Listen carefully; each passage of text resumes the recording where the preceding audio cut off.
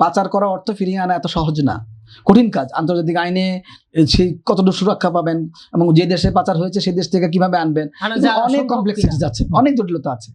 কিন্তু আপনি কি দৃঢ়তা দেখান সেটাই কিন্তু আমরা দেখতে চাই। অন্তর্বর্তী সরকারকে শুধুমাত্র অনেকবার অনেক কিছু বলেছে, সংস্কার, বিচার, নির্বাচন এবং বিচার ইস্যুতে তাকে একদমই দুর্বল দেখা গেছে। সংস্কার ইস্যুতে খুবই সিরিয়াস, কিন্তু সংস্কারটা সেভাবে করতেও চায় নাই। আবার আপনি দেখেন এই যে টাকা পাচার হওয়া, টাকা ফেরত আনার ক্ষেত্রে কিন্তু আমরা সেভাবে তার কার্যকারিতা দেখি নাই। এখন এইটা নিয়ে সিরিয়াস আলাপনা দরকার এবং আসলেই রাষ্ট্রের টাকা যেই নিক, যখনই নিবে, যখনই যে সময় নিবে, সেটা কিন্তু তার করতে হবে।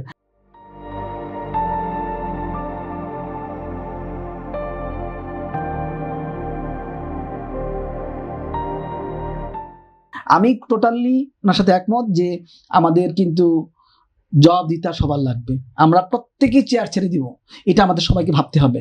এবং আগে যেমন সবাই চেয়ার ছেড়েছে, সব এখন অতীতে ছেড়েছে, ভবিষ্যতে ছাড়বে, সবাইকে চেয়ার ছাড়তে হয়। কিন্তু ব্যাপারটা হলো কাজ করার সময়, পদে থাকার সময় ভাবতে হবে যে আমি পদায়নটা যদি আপনি আপনার সেই ত্যাগী নেতা কর্মীদের মাধ্যমে করেন, তাহলে কিন্তু তারা আপনাকে ওন করবে। প্রফেসর ইউনূসের বড় প্রবলেমটা ছিল, এটা বলতে হয় কারণে শিক্ষা নেওয়ার জন্য, সেটা হলো যে গত 15 বছর 17 বছর যারা লড়াই করেছে তাদেরকে কম ক্ষমতায়নের জায়গা দেওয়া হয়েছে, কম। তিনি তার পরিচিত লোকজন, পরিচিত গন্ডি, এনজিও, সব জায়গা থেকে লোক নিয়ে আসছেন যাদের কোনো ত্যাগ নাই অধিকাংশই। তারা কি করেছে? প্রফেসর ইউনূসের সরকারটাকে সফল করার জন্য চেষ্টাটা ওন করে নাই। তো ঠিক একইভাবে এখন যে গভর্নমেন্ট হয়েছে, সেই গভর্নমেন্টকে ভাবতে হবে যত বেশি তার ত্যাগী নেতা কর্মীরা লিডারশিপ রোলটা পাবে, আমি বলছি না সব জায়গায় প্রাইমারি রিক্রুটমেন্টে এরকম করতে হবে, লিডারশিপ রোলটা যত পাবে তত এই সরকারের ম্যানিফেস্টোগুলো, এই সরকার কি চায় সে মনে প্রাণে ওন করবে, সে মনে প্রাণে বাস্তবায়ন করবে। এই জন্য আপনি ভবিষ্যতে এই সরকার যেন আরো সফল হয়, এর জন্য বর্তমান সরকার তার জন্য কোনো প্রশ্ন না থাকে, সেই জন্য তাকে এমন এক টিম তৈরি করতে হবে যে টিমটা আসলে গত 17 বছর এই দলটাকে ভালোবেসে বেঁচেছিল।